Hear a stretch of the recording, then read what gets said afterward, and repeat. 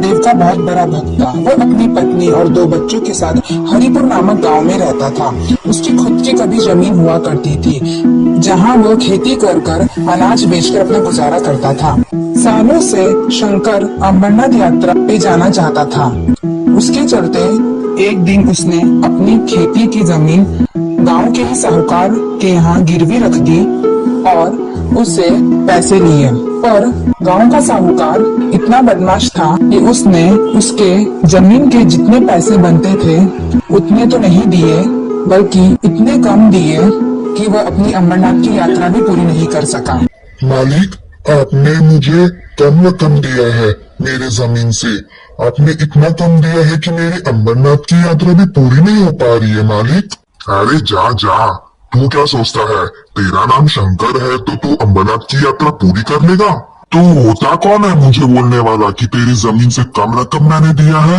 हाँ, क्या प्रूफ है तेरे पास? एक तो तेरी बंजर जमीन मैंने खरीदी, तुझ गरीब पे एहसान किया और तू एहसान फरामोश होकर इस तरीके से मेरे सामने जबान लड़ा रहा है। चल निकल यहाँ से। ज्यादा बोला ना तो दी हुई रकम भी वापस ले दूंगा। जब आ यहाँ से। नहीं मालिक, ऐसे मत बोलो। वो बंजर जमीन नहीं थी, वो उपजाऊ जमीन थी। उसी में से तो धान में अन्न जो होता था उसे बेच के मैं अपना गुजारा करता था। ऐसे मत बोलो मालिक, मेरा रकम मुझे दे दो जितना बनता है। तू जाता है यहाँ से या 2-4 मुस्टंडों को बोलकर बाहर फिकवाऊं तुझे? जा यहाँ से। शंकर उदास मन से वहाँ से चले जाता है। अब शंकर साहूकार के यहाँ पर खेती कर पगार लेकर अपना गुजर बसर करता है। कुछ दिनों बाद श्रावण सोमवार आता है और शंकर महादेव की उपासना करने अपने परिवार सहित मंदिर पहुँचता है। वहाँ पर साहूकार भी पहुँचता है और अरे शंकर, तू मंदिर क्या कर रहा है? तू जैसा गरीब इंसान महादेव को क्या दे सकता है? ना दान दक्षिणा चढ़ावे जैसा कुछ भी नहीं है तेरे पास। तू मंदिर आने लायक ही नहीं है। तू कर क्या रहा है यहाँ? शंकर और उसका परिवार उदास मन से बिना पूजा और उपासना किए वहाँ से लौट आते हैं। तभी उन्हें रास्ते में एक भूखा मिलता है। बहना, मैं कई दिन से भूखा हूँ, कोई मुझे कुछ नहीं दे रहा। क्या मुझे खाने के लिए कुछ मिलेगा? हाँ भैया, पर मेरे पास खाने के लिए आटे का हलवा है, क्या वह चलेगा? हाँ बहना, कुछ भी चलेगा, बस मुझे खाने के लिए कुछ दे दो।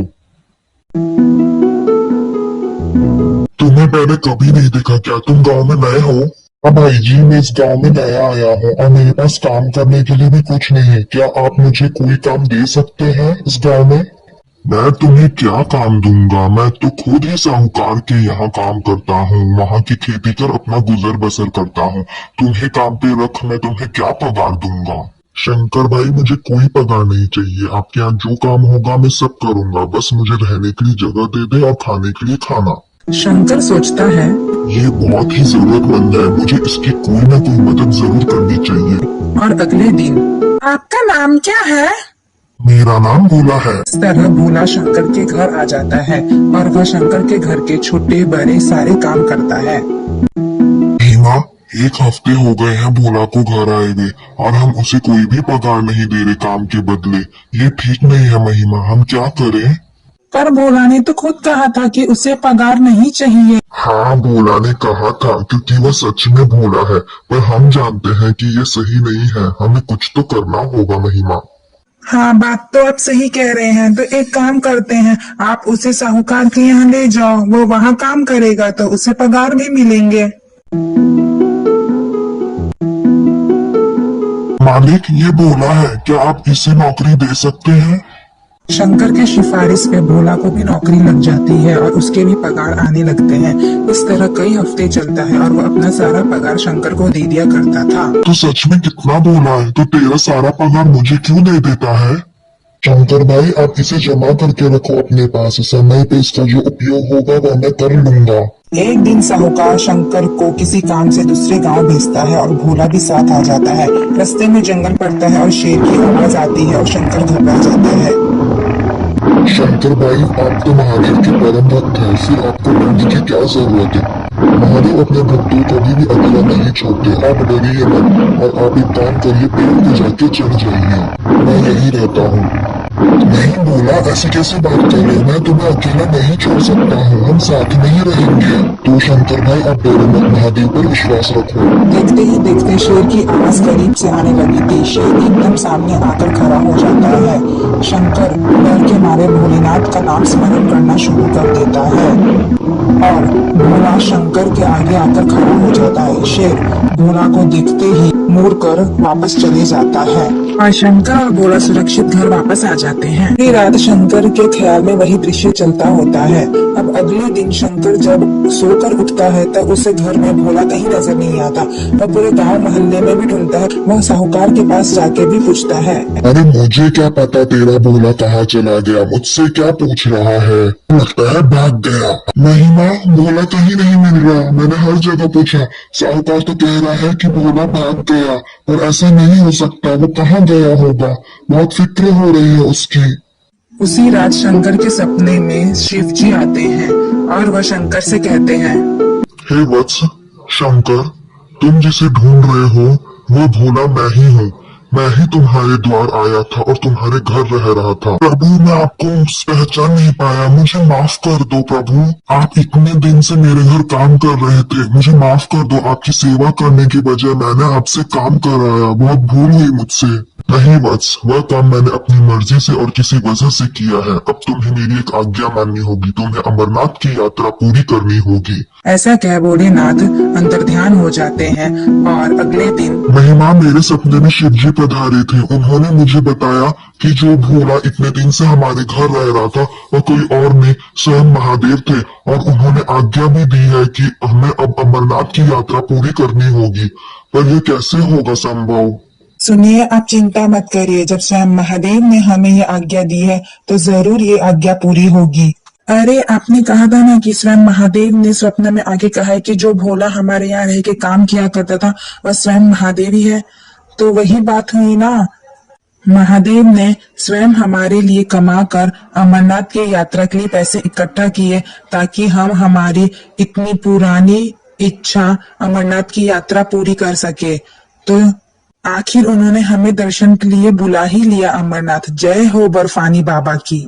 जय हो मेरे महादेव की, जय हो बर्फानी बाबा की। कितने भाग्यवान है, स्वयं महादेव ने आके हमारी सहायता की ताकि हम अमरनाथ की यात्रा पूरी कर सके। अब हम उनकी ये आज्ञा जरूर पूरी करेंगे। मालिक मुझे अमरनाथ की यात्रा पूरी करने के लिए छुट्टी चाहिए। ये तो मैं तुझे दे दूंगा, पर तू अमरनाथ की यात्रा पूरी कैसे करेगा? हा। तेरे पास पैसे भी है क्या? वहाँ रहने का, खाने पीने का, परिवार वालों के साथ जाना पड़ता है। ऐसे ही अमरनाथ की यात्रा पूरी नहीं हो जाती है, बहुत कुछ लगता है। और अपनी सेहत भी देखी है, वहाँ तुझे अलाउ ही नहीं किया तो क्या करेगा तू? अमरनाथ की यात्रा पूरी करने आया है। मैं भी जा रहा हूँ अमरनाथ की यात्रा पूरी करने। देखते हैं कौन अमरनाथ की यात्रा पूरी करके आता है, कौन महादेव से मिलकर आता है और कौन उनका सबसे बड़ा भक्त है। हा। शंकर और उसका परिवार अमरनाथ की यात्रा के लिए निकल पड़ता है और यहाँ साहूकार भी पूरी तैयारी में रहता है अमरनाथ की यात्रा के लिए अपने परिवारों के साथ। पर भोलेनाथ को कुछ और ही मंजूर था। साहूकार को अमरनाथ की यात्रा की कोई भी टिकट नहीं मिलती, ना ही उनके परिवार को, क्योंकि जब साहूकार टिकट करवाने गया था तब मौसम काफी बिगड़ चुका था। उसके चलते उन्हें टिकट नहीं मिलता है। तब साहूकार सोचता है, शायद ये मेरे पापों की सजा है जो मुझे मिल रही है और मेरे साथ साथ मेरे परिवार वालों को भी। मेरी ही वजह से, मेरे ही कर्मों की वजह से ना तो मैं अमरनाथ की यात्रा पूरी कर पा रहा हूँ, ना ही मेरे परिवार वाले। शायद भोले बाबा ने मुझे बुलाया ही नहीं। हाँ ये सही है, शायद भोले बाबा ने सिर्फ शंकर को बुलाया था क्योंकि वही उनका सबसे बड़ा भक्त है। मैं तो बेईमान, लालची, लोगों को खाने वाला हूँ, लोगों की गरीबी का फायदा उठाता हूँ। भोले बाबा मुझे माफ कर देना, आज से मैं ऐसा कभी नहीं करूँगा।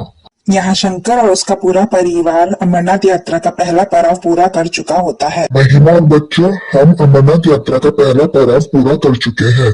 बाकी के 4 पड़ाव बाकी है। अभी तुम लोग यहाँ बैठो, मैं खाने का कोई बंदोबस्त करके आता हूँ, तुम रुको। अरे भाई, यहाँ कोई खाने पीने की व्यवस्था है क्या, बताना जरा। हाँ भाई जी, क्यों नहीं है। यहाँ तो लोग अमरनाथ यात्रियों के लिए जी जान से लंगर बनाए बैठे हैं ताकि वो लोग आप जैसे लोगों का सेवा कर सके। आओ मैं आपको बताता हूँ कहाँ है वो व्यवस्था। आपको पूरी व्यवस्था मिलेगी खाने पीने की और सोने की। शंकर बहुत खुश होता है और मन ही मन भोलेनाथ को धन्यवाद देता है और वह उस भाई जी के साथ निकल पड़ता है। यहाँ पर कई सारे लंगर होते हैं जो अमरनाथ यात्रियों के लिए खाने पीने की और सोने की व्यवस्था करते हैं। बड़े बड़े लोग इस काम में दान देकर पुण्य कमाते हैं। लंगर में खाना खाने के बाद शंकर और उसका परिवार रात को सो जाता है वहीं के टेंट में। पहलगाम पहला पड़ाव उन्होंने पार कर लिया था। बाबा अब हमें और कितनी दूर यात्रा करनी पड़ेगी? क्या पड़ाव पहलगाम हमने पार कर लिया, दूसरा है चंदनवाड़ी, तीसरा है शेषनाग, चौथा है पंचतरणी और फिर पांचवा है अमरनाथ की गुफा। बाबा हमें इतनी दूर पैदल यात्रा करना होगा? हाँ छाया बिटिया, तो इसमें कौन सी बड़ी बात है। महादेव के नाम लेते जाओ और बस चलते जाओ। कब बाबा बर्फानी के दर्शन हो जाएंगे हमें पता ही नहीं चलेगा।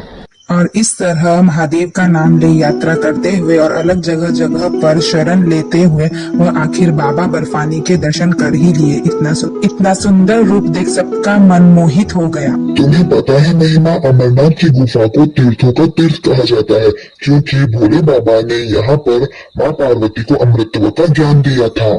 वाह ये देखो पापा, वह सफेद कबूतर। अरे वाह छाया बिटिया, ये कबूतर का जोड़ा जिसे भी दिखता है वो बहुत भाग्यशाली होता है, जैसे कि तुम्हें दिखा। और इस तरह सब भोले बाबा को प्रणाम कर वहाँ के दर्शन ले भोले बाबा को धन्यवाद कह खुशी खुशी वापस से अपने गांव लौट आते हैं।